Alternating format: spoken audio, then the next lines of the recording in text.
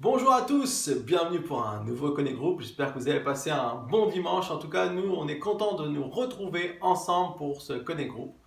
Et oui, le thème de notre message dimanche était béni pour bénir. Savez-vous qu'il y a 500 versets dans la Bible qui parlent de l'amour, 500 versets qui parlent de la foi et 2000 versets qui parlent des biens et des possessions. Dans les 36 paraboles de Jésus, 16 concernent l'argent.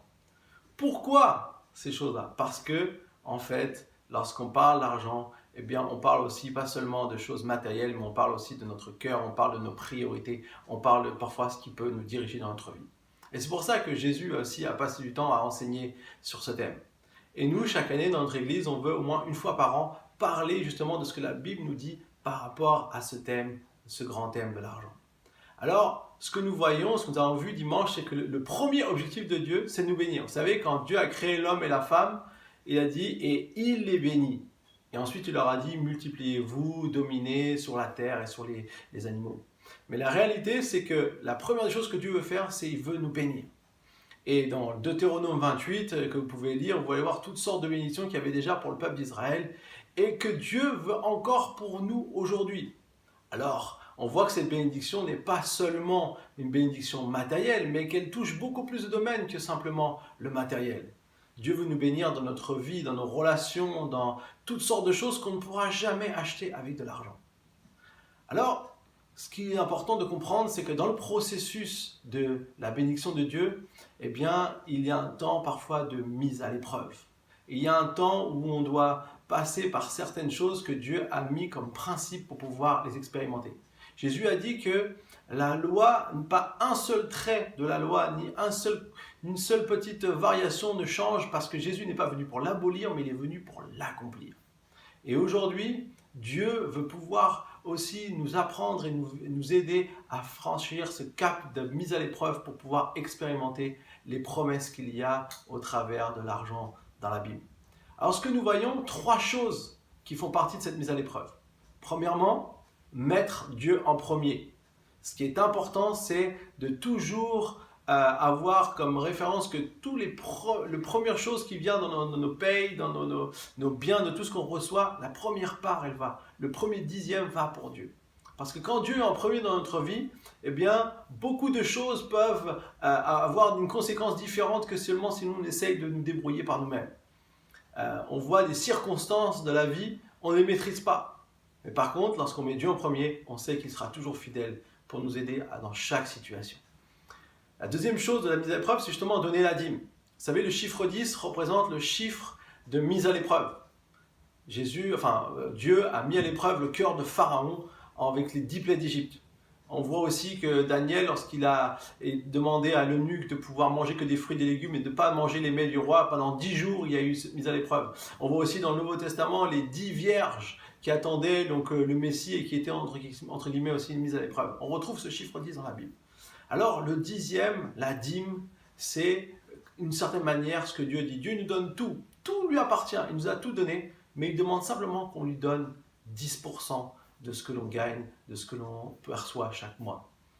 Ensuite, la troisième chose que nous avons vu dans le fait de pouvoir être mis à l'épreuve pour expérimenter la bénédiction de Dieu, c'est ce verset bien connu qu'on cite souvent. Là où est ton trésor, là aussi sera ton cœur, dans Matthieu 6, 21. En fait, on a parfois tendance à inverser le processus.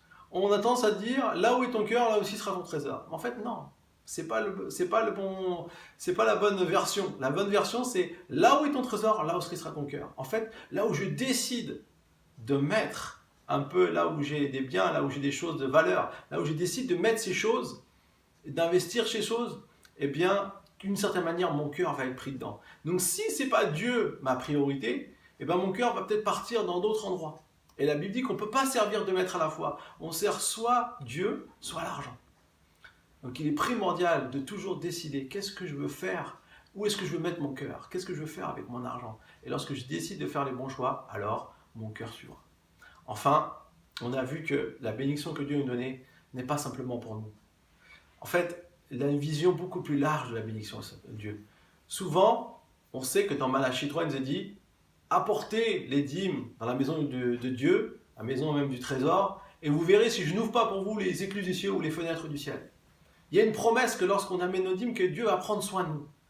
Mais ce n'est pas seulement pour ce qu'il va prendre soin de nous, c'est ce que Dieu veut faire aussi au travers de nous. En fait, la bénédiction, ce n'est pas donner pour recevoir, c'est recevoir pour donner. En fait, c'est la différence, c'est l'objectif dans lequel je me place. Est-ce que j'ai désir pouvoir partager la bénédiction de ce que Dieu me donne? Comme j'ai dit, tout appartient à Dieu. Il a tout créé pour les hommes. Il a tout créé pour nous.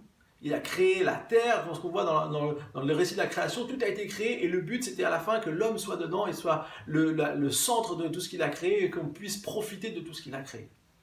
Et donc aujourd'hui, la mission que Dieu nous donne, et surtout nous en tant que chrétiens, et moi c'est ce que vraiment je prie Seigneur, que nous puissions comprendre qu'il y a une bénédiction à être dans la générosité, à pouvoir donner. Vous savez, il y a un verset qu'on utilise rarement pour l'argent, mais que j'aimerais vous proposer.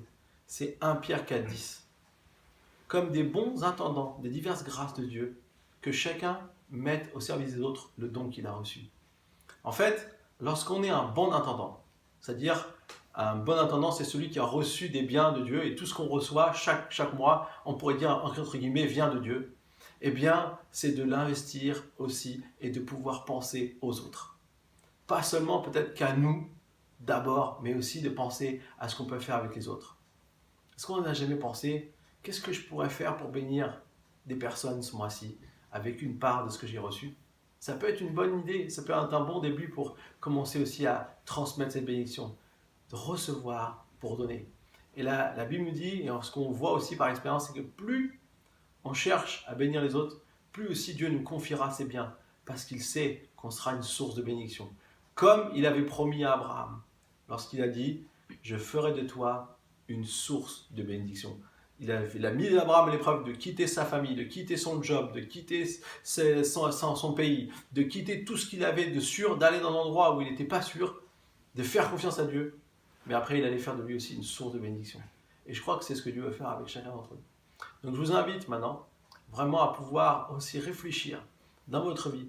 Qu'est-ce que je pourrais faire pour vraiment entrer dans cette dimension que Dieu veut pour moi?